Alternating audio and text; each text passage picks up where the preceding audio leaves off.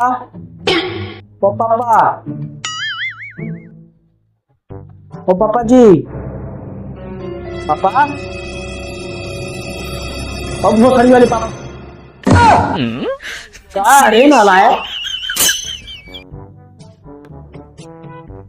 पापा पैसा चाहिए पैसा का हुई रे पापा वो बिस्कुट खा बिस्कुट खाई है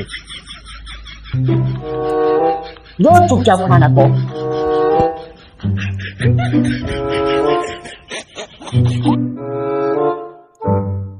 नहीं तो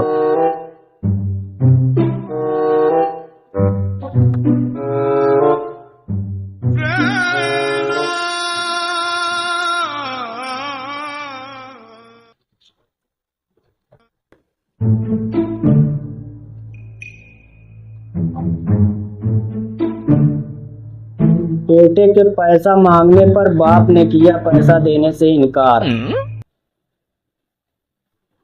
बेटा ने ईंट उठाया और बाप का सर फोड़ डाला।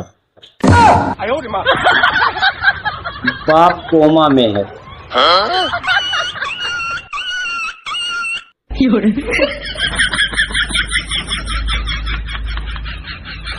सुन सुन सुन बेटा यहाँ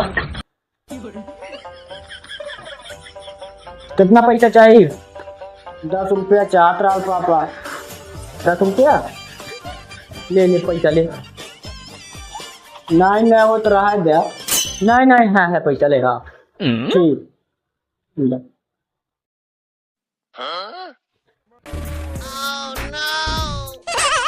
ठीक है।